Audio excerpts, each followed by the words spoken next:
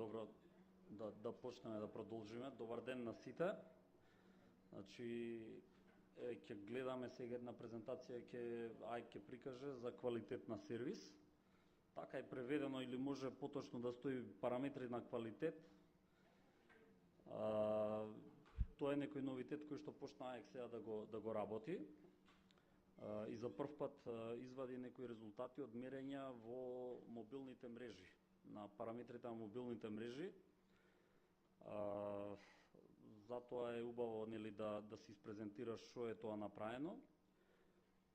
Секако тоа е една законска обврска АЕК да го прави и да го објавува. И не е случајно испадната таа законска обврска. Спомна преска директорот на почеток дека сме подпредседатели на БЕРЕК оваа година и таму постои еден документ кој што ја третира оваа работа. Тоа е овој документ со 1424 ознака. Зашто се битни тие параметри за квалитет, да овозможат корисниците сами да си направат споредба која услуга или каква услуга и од каков оператор да би ја добиле со каков квалитет, со какво ниво да кажам. Исто така во документот е наведена и целта како тоа да се прави, односно што да направи системот за мерење.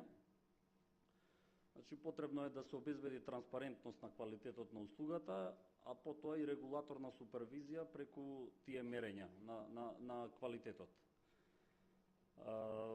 Во препораката БЕРЕК препорачува да се мерат тие перформанси на услуга што се нуди од операторите и при тоа ќе се земат потребни минимални параметри на квалитет за одреден тип на услуга. Методологијата каква ќе биде, нема да биде таква како што операторите конкретно си ја применуваат нивните мерења за нивни мерења за перформанси на мрежата, него станува збор за методологија која ќе соодветствува на корисничко искуство за одреден тип на услуга. Значи, што корисникот, како тоа корисникот го добива, го перцепира, ја перцепира соодветната услуга што ја добива од операторите. Нормално тука у препораката кажува и тоа да се мери во подолг период, да не биде тоа едно мерење, да не биде во еден ден, да биде во различни делови од денот и така натаму. И на крајот корисникот ќе си оцени што се нуди и како се нуди, сам ќе си одбере кој оператор ќе го обслужува. И сето тоа не почнало туку од сега, значи уште во 2011 БЕРЕК објави една рамка за quality of service во принципот на net neutrality. Значи не станува збор дали ќе биде тоа 2G или 3G услуга у конкретниот случај. И сега за сето ова да се спроведе, да се направи, потребно е да се има некаков систем за мерење и кои се сите тие барања што тој систем треба да ги задоволи. Еве ги наведени се, значи да се има точност, поредливост, доверливост, отвореност, флексибилност, надоградливост, приспособливост. Таков е системот на АЕК во моментов, така и е набавуван и нормално не само сето ова, него да ги задоволува и тие некои меѓународни нормативи. Мерните резултати што ќе се добијат, значи имаат уште поголемо значење и поголема тежина, откако претходно биле подкрепени со некаков си официјален документ. Во случајов тоа е тој правилник за мерење на параметри на квалитет. И еве како што е наведено и тука, тие мерења се во согласност со документите на ITU, на CEPT и на ETSI. Така, како што споменав претходно, така и опремата набавувана, да ги задоволува сите тие нормативи. За секое поединечно мерење си постои запис и приказот, тоа исто и БЕРЕК го препорачува, приказот треба да биде во табеларен компаративен преглед на сите оператори и тие анализи што се правени. Зашто посебно внимание се обраќа на електронските комуникацијски услуги, на мобилните особено, Нели тие се услуги кои што користат радиофреквенции. И тука има многу фактори кои што влијаат на таа услуга, значи што корисникот ќе добие. Операторот може се да нагоди во мрежата да оптимизира да биде сосема солидно, но тука има нели услови, еве ги наведени се неколку: пропагација на радиосигнал, временски услови, значи во различни временски периоди различно се перципира услугата, можна интерференција од други извори. Преска имавме интерференција Синиша која збореше со ова другово и со, па за тоа сега немаме интерференција. Битна е нели и поставеноста каде корисникот се наоѓа во самата ќелија, дали е на нејзиниот крај или е некаде во средината во ќелијата. Хендоверот колку е тој успешен или не да го префрли од една во друга на друга ќелија, и нормално капацитетот или оптовареноста на самата мрежа. Значи и корисници и сообраќај што се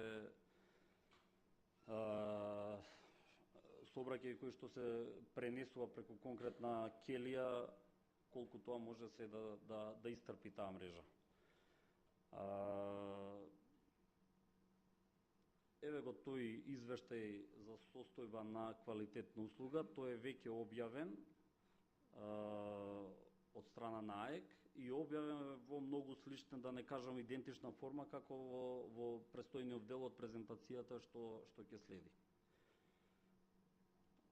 Одговорен за оваа работа во АЕК е секторот за контрола и мониторинг, и тоа го прави нели согласно законот и правилникот за мерење, и соодветно се прават нели тие мерни податоци, односно параметри се собираат, се анализираат, па потоа се објавуваат. Објавени се на Комуницирај МК, тоа исто страна на АЕК.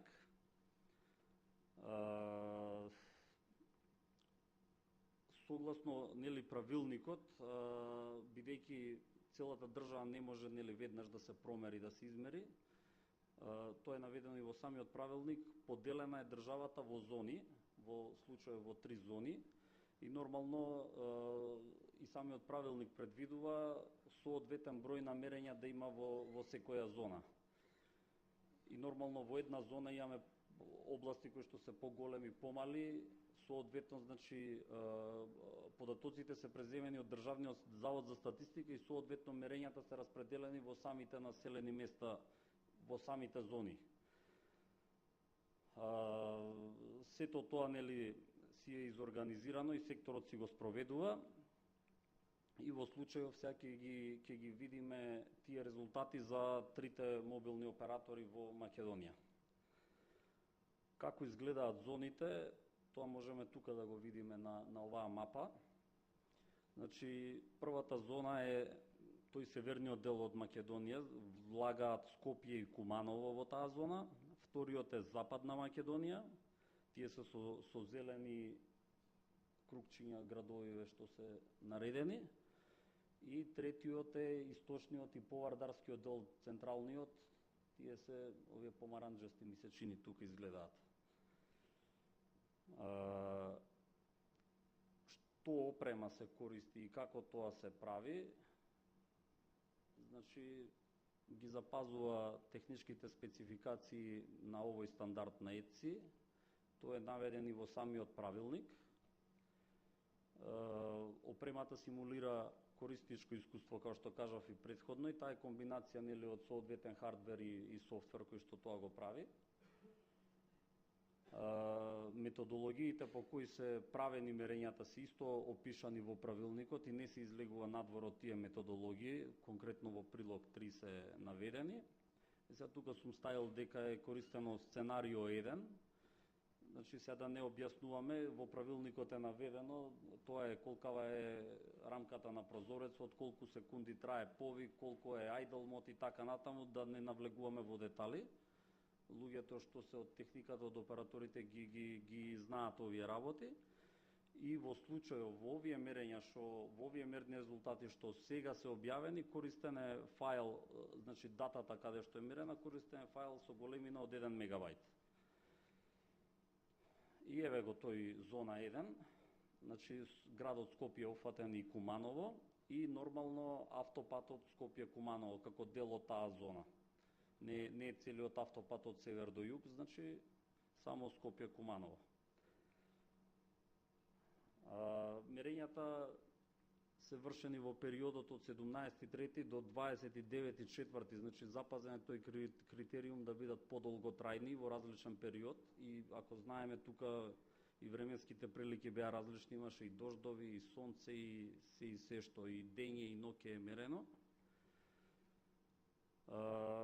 Како што е наведено во правилникот, по 2000 повици по оператор се прават во зона.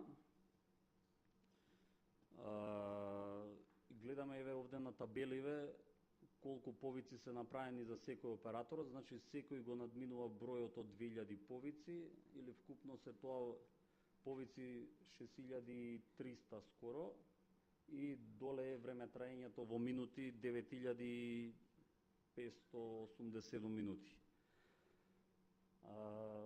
Исто така и автопатот е поминуван. Тука имаме помалку повици од едноставна причина што параметрите кои што ќе се испрезентираат сега што се дадени за автопатот се повеќе од информативен карактер. Тука АЕК не наметнал таргети какви да бидат параметрите, но се чисто само од информативен карактер наредени. И сега според Заводот за статистика, Скопје има 506.000 жители или 507.000. Ова се веројатно податоци од задниот попис што се дадени. И Куманово има 108.000 и соодветно се тие 2.000 повици распределени и гледаме дека и таа распределба е, значи она што е измерено со црвени бројки е над она што требало минимално да биде. Какви се сега резултатите во таа зона 1? Ваков е приказот на резултатите. И гледаме, значи, мерене ниво на мерен сигнал, значи што корисникот ќе добие како мерен сигнал во тие моменти на мерење. Таргетот е тука поставен на 98%, значи за 98% повеќе од времето за GSM нивото да биде поголем од минус 95 dBm, а за UMTS да биде поголем од минус 105 dBm. Изгледаме дека сите го задоволуваат тој критериум и имаме тука уште еден приказ достапност до мрежа. Значи и тој норматив што е зададен и тој се почитува од сите оператори. Значи има и објаснување што е тоа достапност од време до мрежа, колкав дел од времето мобилниот уред детектира покриено со сигнал. И нормално за тоа користиме она што го викаме net neutrality. Не е битна технологијата која е, бидејќи генерално сега се повеќе луѓето користат смартфони и тие континуирано си свичаат од 2G на 3G и обратно соодветно во зависност од тоа операторот како си ги оптимизирал мрежите во дадена точка. Затоа и таков приказот. За неуспешни повици, значи тоа е обид да се воспостави повик во точката на мерење и кога повикот не може да се воспостави за период од 30 секунди, веќе тој се брои како неуспешен повик. Еве го резултатот каков е и тука е таргетот задоволен од сите тројца оператори. Прекинати повици, значи потребно е да бидат помалку од 2% и се помалку од 2%. Што е прекинат повик? Она што кога ќе се воспостави некој повик кој што ќе биде прекинат ни од страната А, ни од страната Б, него од некои си фактори во мрежата или од други фактори кои што ќе го третираат како прекинат повик. И соодветно нели тој се регистрира како таков. Време на воспоставување на повик. И тука гледаме дека тоа време на воспоставување помало од 5 секунди е задоволено од сите оператори. И пренесени SMS пораки, тука има малку едниот оператор, но сметам дека тоа е нешто незначително со пораките што се случува. Овде на овие графици неаме таргети, бидејќи никаде во Европа се уште не се истаргетирани, значи што треба да биде, кој треба да биде процентот за прикачување на пакетски комутирана мрежа. И овие се, пак би рекол, еве со звездичка се сите навака обележани, чисто од информативен карактер. Значи, што е прикачување? Прикачување е оној момент кога телефонот на корисникот се прикачува на интернет, на 2G или на 3G. И нели колку е тоа успешно или неуспешно се гледа од овие барови тука што се наредени. И до него е одма неуспешни обиди за PDP контекст. Значи, од кој веќе он ќе се закачи на мрежа да се праќа или да се прима некој си файл, која е успешноста или неуспешноста.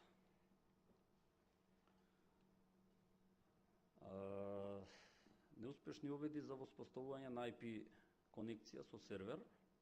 Значи, веројатноста дека претплатник не може да воспостави TCP IP конекција до сервер кој нуди сервис, прикажана е на оваа слика. Ова е се за зона 1 и нели прекинати сесии на услугата одма до него. Значи така се наредени, така е и на комуницира МК за полесна прегледност, одговараат нели редоследот на нештата еден по друг. Понатаму има брзина за пренос на податоци преку радиокомуникацијска мрежа, комбинирано она што го рековме, независно по технологии каква ќе биде мрежата. И тука е мерен даунлинкот и аплинкот, како што реков, со големина на файл од 1 мегабайт. Значи, во правилникот постои дека дека може да се мерат и поголеми и помали фајлови, овој пат мерењава беа со 1 мегабайт. Не е ништо страшно да се мерат со поголеми или помали фајлови, тогаш ќе дадат поинакви перформанси. Сметавме дека ова ќе биде некој умерена големина на файл и нормално не е излезено надвор од правилникот. Покажани се тука даунлинкот и аплинкот на операторите каков е во зона 1 и прекинати сесии на услуга, значи кога нешто се праќало, како тоа визуелно изгледа.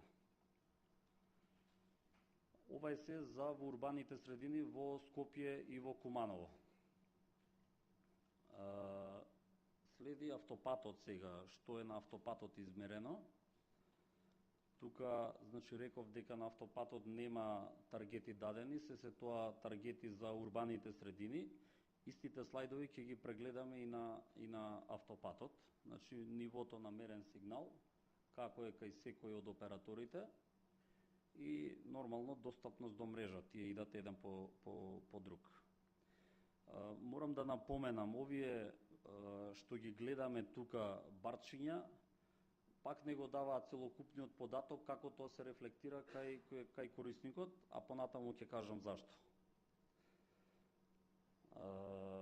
Следат неуспешни повици и прекинати повици по оператор на автопатот. Потоа време на воспоставување на повики и пренесени SMS-и. Неуспешни обиди за прикачување на мрежа практично на автопатов и нема, веројатно затоа што можда нема ни многу корисници на самиот автопат, повеќето се возат и помалку користат интернет, но секако дека е тоа добар резултат тука за сите. И неуспешни обиди за PDP контекст, значи оние што се прикачиле, па кој немал можност нешто да пренесе, односно да прати. Неуспешни обиди за воспоставување на IP конекција со сервер, прекинати сесии на услуга и брзина на пренос на податоци преку радиокомуникацијска мрежа. Значи, секој оператор си ја оптимизира својата мрежа, што ќе биде аплинк, што ќе биде даунлинк. Корисникот може да си прегледа што ќе користи, што му треба на тој дел од автопатот, дали му треба поголема брзина у аплинк, у даунлинк, па ќе си одбере соодветен оператор за соодветна услуга. И прекинати сесии, нели, нормално, во uplink и во downlink кај сите, и ако се анализираат малце повеќе, ќе се види дека сосема си одговараат едниот и другиот график. Што се прави у моментов? Значи, продолжуваат мерењата во зона 2 и во зона 3, оние што ги покажавме на мапата, ќе се соберат и тие резултати, ќе се изанализираат и ќе се објават, а потоа ќе се направи еден аверидж за целата држава и тоа ќе се објави. И дури отпосле ќе се види, значи, на ниво на држава, бидејќи операторите се национални, а не се зонални, што ќе се, какви мерки ќе се презимаат и дали ќе се презимаат. Вака како што изгледа, може би и нема да се презимаат, ако се резултатите слични на овие во зона 1.